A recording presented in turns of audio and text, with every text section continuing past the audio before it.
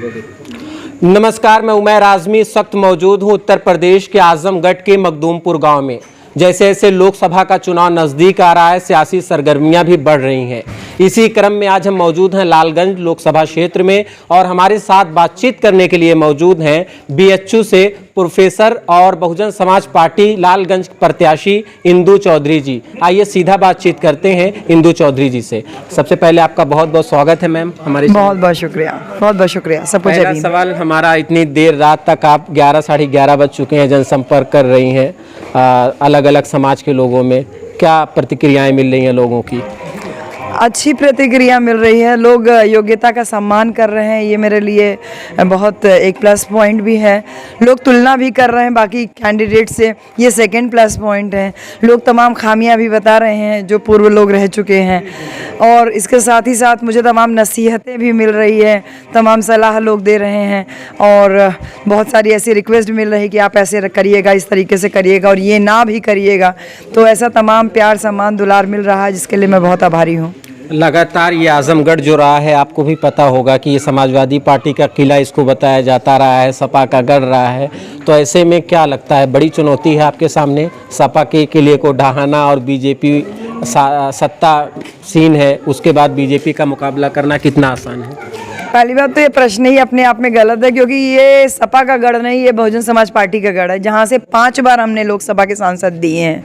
हाँ, ये ज़रूर है कि इस बार भले ही कुछ विधायक उनके ज़रूर जीते हैं, लेकिन इसके बावजूद ये गढ़ लालगंज जो है लोकसभा बहुजन समाज पार्टी का गढ़ रहा है। और न केवल लालगंज बल्कि आजमगढ़, बहुजन समाज पार्टी की जो पहली सीट निकली थी वो आजमगढ़ से ही निकली थी। तो ऐसे में ये पूरा आजमगढ़ जो है नीलामय है, बहुजन समाज पार्टी का गढ़ कह सकते हैं आप। और लोकतंत्र में किसी भी जगह को किसी का गढ़ कहना बिल्कुल गलत होता है, बेईमानी होता है, क्योंकि ये लोकतंत्र है कि जहाँ पे कभी भी कुछ भी हो सकता है।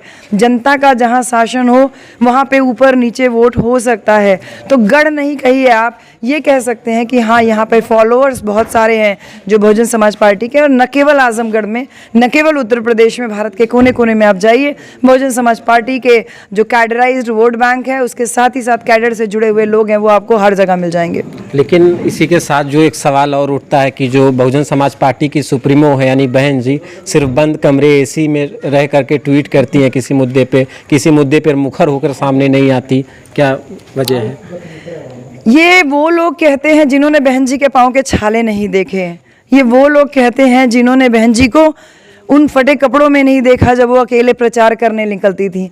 ये वो लोग कहते हैं जिन्होंने वो गाड़ियां नहीं देखी कि बहन जी, जब ये हमसे खुद इस बात को बहन जी ने कहा कि हमारे पास 2 गाड़ी अगर और होती तो हम पहला चुनाव जो लोकसभा का हारे बिजनौर से 2000 वोट से वो हम जीत जाते। शायद ये वही लोग हैं जिन्होंने अकूत संपत्ति पहले हासिल कर ली बाप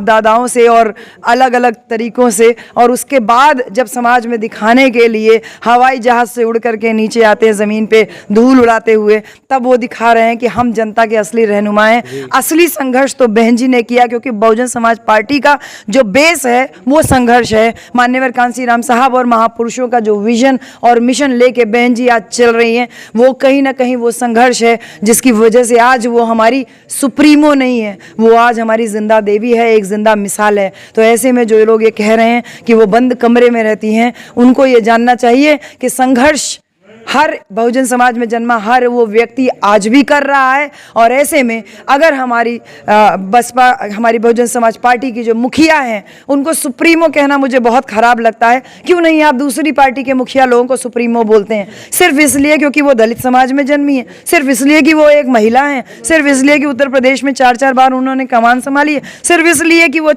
उनके राज्य में सारे गुंडे माफिया मवाली प्रदेश छोड़ करके यहाँ भाग गए या अंडरग्राउंड हो गए। तो ऐसे में हमारी मुखिया आज जहाँ पर है, उसके पीछे बहुजन समाज का प्यार, सम्मान, त्याग, बलिदान और अपनी नेता के प्रति समर्पण है, जिसकी वजह से वो इतनी दमदारी से जो बात कह रही हैं। और रह गई बात ट्वीट करने की, कहने की, तो वो केवल कमरे से ट्वीट नहीं करती हैं, उनके एक ट्वीट का ये असर होता है कि पूरी हुकूमत जो है वो उसमें जलजला आ जाता है। माननीय मुख्तार अंसारी जी का कोट ज़रूर करूँगी, उनकी मौत पे तमाम जो मुसलमानों के रहनुमा बने हुए थे, उन लोगों ने चुप्पी साध ली। अकेले बहन कुमारी मायावती जी का तत्काल ये ट्वीट आया कि माननीय मुख्तार अंसारी जी की जेल में हुई षड्यंत्रकारी मौत की निष्पक्ष जांच होनी चाहिए और दोषियों के खिलाफ जो है उनकी कार्रवाई होनी चाहिए।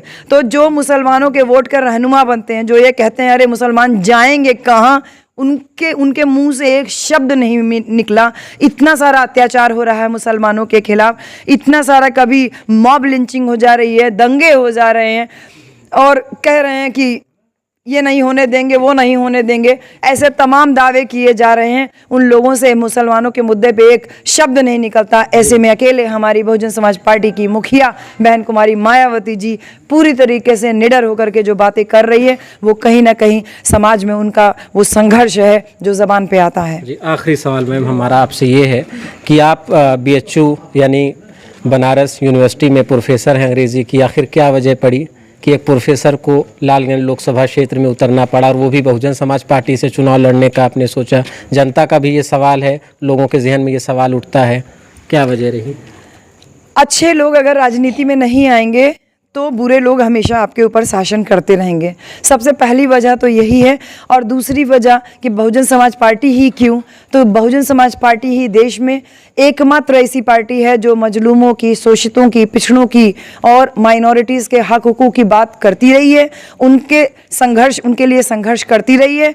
बहुजन समाज पार्टी का जो बेस है वो संघर्ष ही है। महापुरुषों का जो विजन मिशन जो उनका संघर्ष है, उसको लेकर के जब वो आगे बढ़ी है, तो हम उसी बहुजन समाज के कर्जदार हैं। हम BHU में प्रोफेसर ज़रूर हुए, लेकिन ये प्रोफेसर होना मेरी कोई अपनी पर्सनल काबिलियत नहीं थी। भारतीय संविधान ने जो महिलाओं के लिए, हमारे समाज के लिए, जो अनुसूचित वर्ग के लिए जो प्रावधान किए हमारी सुरक्षा के लिए, उसके तहत मैं यहाँ तक पहुँची हूँ। तो पे बैक टू सोसाइटी का हमें मान्यवर कांशीराम और बाबा साहब सिखा करके गए और उसी के तहत अगर हमको राजनीति करनी है या बहुजन समाज में जन्मे कोई भी व्यक्ति जो अपने महापुरुषों की बातों को मानता है, जानता है, तो उसको ये बात जानना चाहिए कि तुम्हारे लिए संघर्ष करके कौन यहाँ तक आया है और कौन तुम्हारे संघर्ष से केवल लाभ लेना चाहता है या तुमको कोई फूल गुलदस्ते में दे रहा है अगर सजा करके। तो ये जान लीजिए, साहब कांशीराम कहते थे कि अगर तुम्हें कोई महल में अपने बुलाए तो बेशक अपने महल में जाइए, लेकिन अपने झोपड़े में आग लगा के मत जाइए,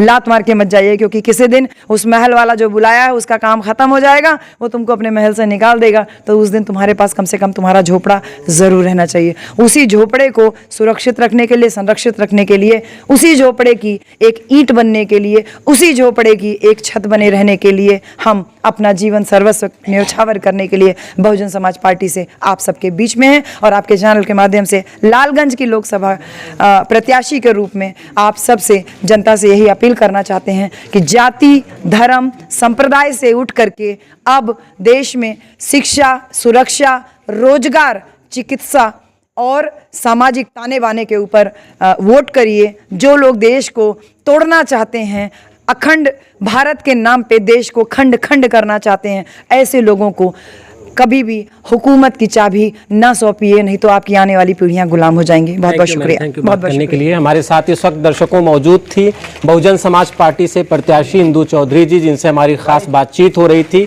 आगामी लोकसभा चुनाव को लेकर। आपको बता दें, जैसे ही लगातार इंदु चौधरी जी सामाजिक मुद्दों को लेकर हमेशा ही सुर्खियों में रही हैं, उसी तरह ये निडर होकर, मुखर होकर इस बार चुनाव लड़ रही हैं और भारतीय जनता पार्टी और समाजवादी पार्टी का गढ़ यानी कि आजमगढ़ की लालगंज की वो सीट से चुनाव लड़ रही हैं। आपको ये भी बताते चलें, 2014 में यहाँ से नीलम सोनकर सांसद हुई, 2019 में समाजवादी पार्टी का और बहुजन समाज पार्टी का गठबंधन हुआ, संगीता आज़ाद इस लोकसभा सीट से सांसद चुनी गई।